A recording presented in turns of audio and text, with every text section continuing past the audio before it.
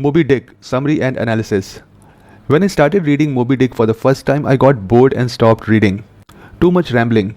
But I have this tendency to finish a book if I start. I cannot just abandon a book, especially when it is a much known piece of literature, even if I somehow find it difficult to read. Still, Moby-Dick is not just a book, it's a part of American literary history. So, why is Moby-Dick so famous? It's famous for many reasons. First, it was way ahead of its time. When it was published in 1851, it didn't do well. Readers didn't know what to make of it. It wasn't just a sea story. It wasn't just about a whale.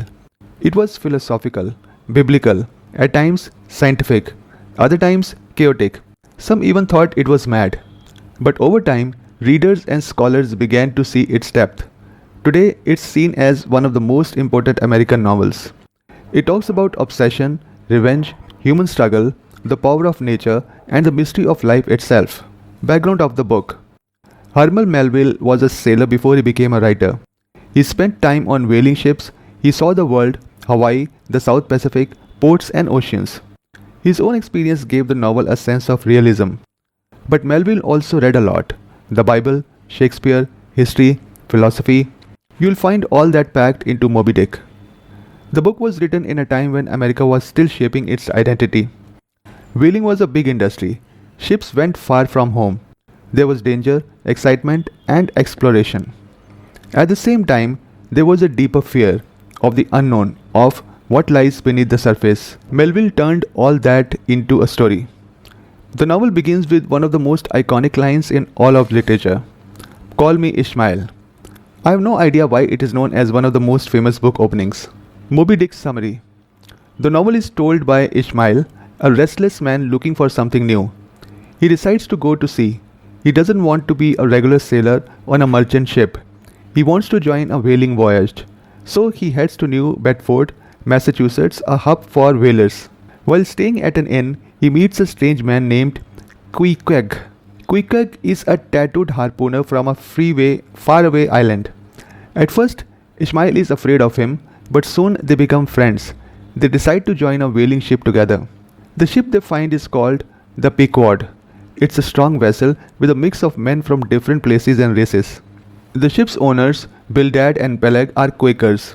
It is a religious group known for being pacifist. But they act more like tough businessmen than peaceful religious folks.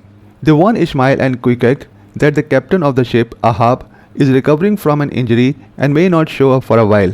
Eventually, Ahab appears. He is a harsh, mysterious man. He has a wooden leg made from whale bone. He doesn't join the crew at first, but when he finally comes on deck, it's clear he has one goal: to hunt the white whale Moby-Dick, the whale that took his leg. Ahab doesn't care about the money or the whale oil. He wants revenge. He wants to kill Moby-Dick. He gathers the crew and gives a speech. He offers a gold coin to the first man who spots the whale. Most of the crew follows him without question. But Starbuck, the first mate, doesn't like it. He believes the mission should be about business, not madness. He is a calm, religious man, and Ahab's obsession troubles him. Still, they set sail. Much of the book takes place on the open ocean. The crew hunts whales, they cut them open, they boil and oil. Melville describes it all in detail, sometimes too much. Some chapters read like a textbook on whales. There are long sections about the anatomy of whales, the tools used for hunting, and the different types of whales in the sea.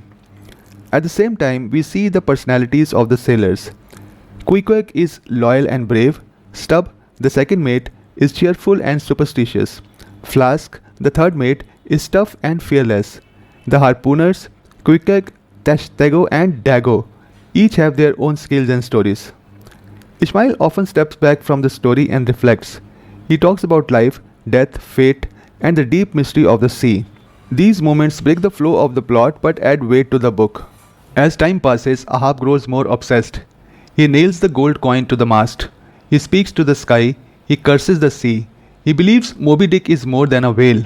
To him, the whale is evil. It's a force that must be destroyed.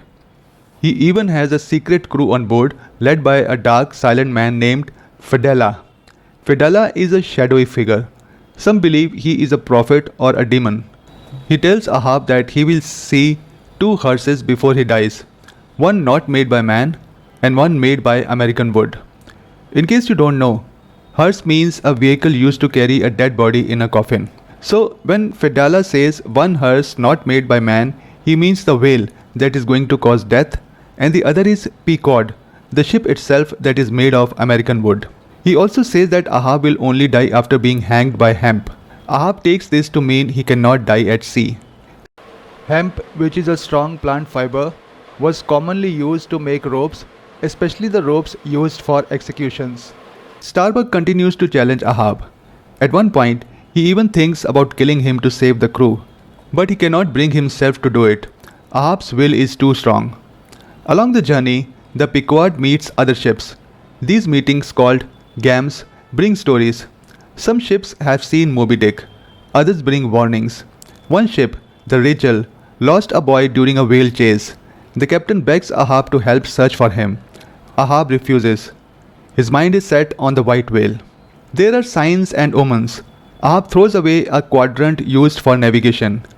He relies only on his instincts. The sky grows dark. Lightning strikes the ship's mast. Fedallah disappears. The final encounter is near. Finally, Moby-Dick arrives. He is huge, white, violent. The first attack fails. The whale destroys one of the boats. On the second day, Fedallah is lost, wrapped in ropes and dragged down by the whale. Ahab still pushes on. On the third day, the sea is wild. Ahab throws his harpoon and it gets stuck in the whale. But Moby-Dick smashes the boats again. The Pequod, watching from afar, is struck and sinks. Ahab sees the truth too late. As he throws another harpoon, the rope coils around his neck. He is pulled into the sea, just as Fedallah had predicted. Everyone dies. Everyone except Ishmael. He floats on Queequeg's coffin, which had been turned into a lifeboat earlier. After a day and night at sea, he is rescued by the Rachel, the ship whose captain Ahab had refused to help. What is Moby-Dick about? You could say it's about revenge, about one man's madness, about how obsession can destroy not just the person, but everyone around him. Or you could say it's about the mystery of the universe, about how humans try to control nature and fail, about the limits of knowledge, the limits of reason. Some readers find it brilliant, others find it confusing and slow. It's not a fast-paced adventure. It takes detours. It talks about whales, religion, race, death, and more. It can be frustrating, but it's also deep and rich if you stay with it. There are multiple underlying themes in Moby-Dick, and I'm listing the main ones. Obsession and the cost of control. At the heart of Moby-Dick is a simple but dangerous idea. One man's need to control the uncontrollable. Ahab wants to conquer the whale, not for money, not for glory, just for revenge. But the whale is not just a creature. It's nature, it's chaos, it's mystery. Ahab tries to turn the entire ship, crew and voyage into one man's personal war. And that's where things break. The more he tries to force the world to follow his will, the more it slips away. The book shows how obsession can take over, not in a loud way, but slowly, steadily, until there is nothing left. Man versus nature. Throughout the novel, the sea plays a major role, not just as a setting, but as a character of its own. It's vast, deep, unknowable. It doesn't care about Ahab's plans. It doesn't respond to logic or emotion. The whale, as part of that natural world, becomes a symbol of what can't be tamed. Melville writes pages and pages about whales, not just to inform, but to remind us how little we know. Nature in Moby-Dick is not friendly. It's not evil either. It simply exists, indifferent and immense.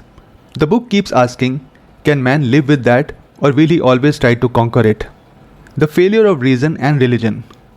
The novel is full of questions, big ones.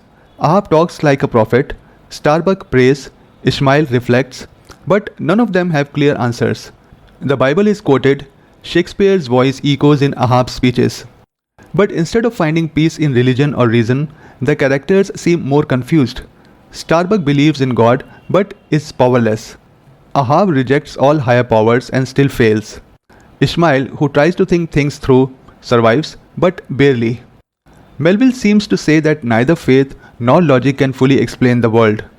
You can try religion, you can try science, you can try force. In the end, you might still end up floating on a coffin, waiting for rescue. Main characters in Moby-Dick. Ishmael, the narrator of the story, curious and thoughtful, he joins a whaling voyage to escape boredom and find meaning. He survives to tell the tale. Captain Ahab, the captain of the Pequod, obsessed with killing Moby-Dick, the white whale that took his leg. His obsession leads to his downfall.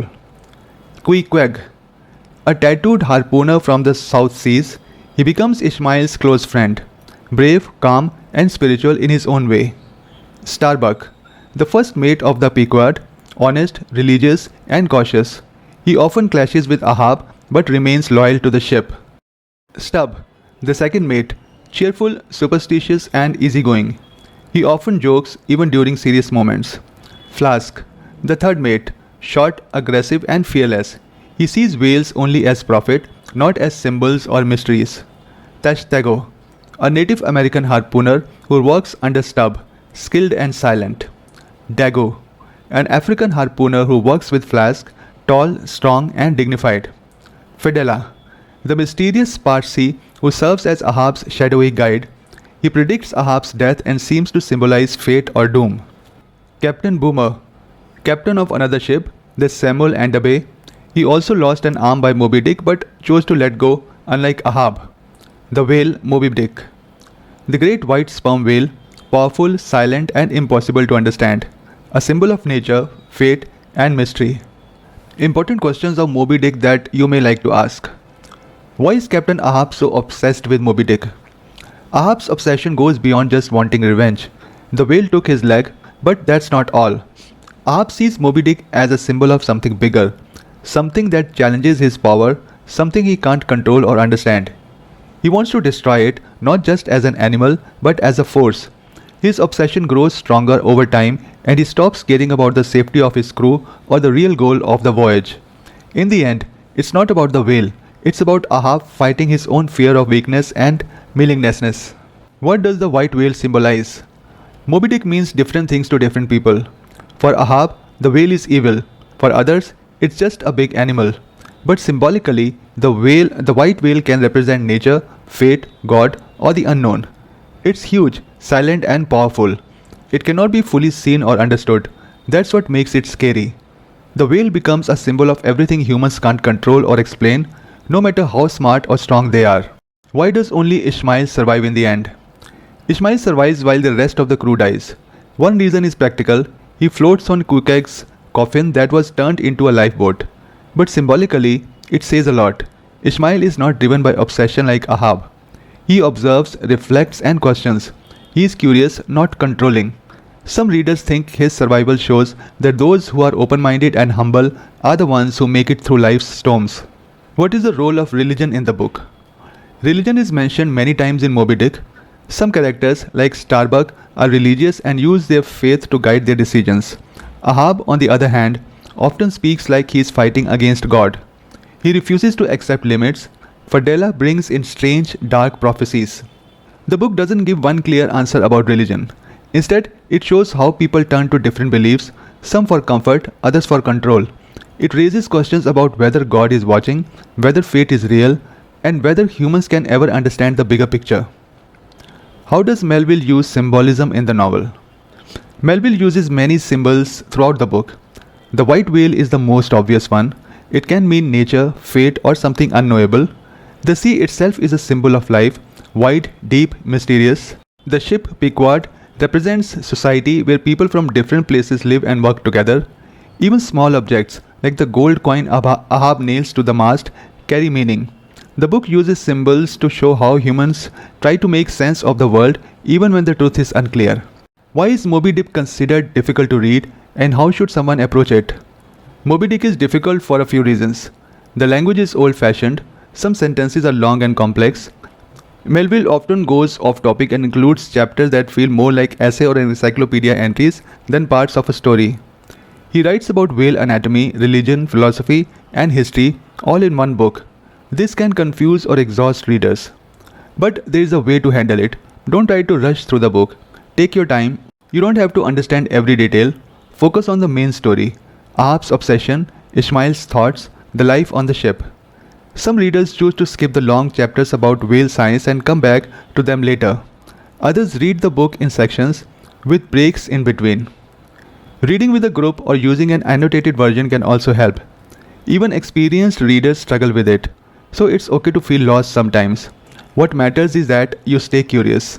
If you treat Moby-Dick like an ocean, deep, wide, and sometimes storming, you'll have a better experience.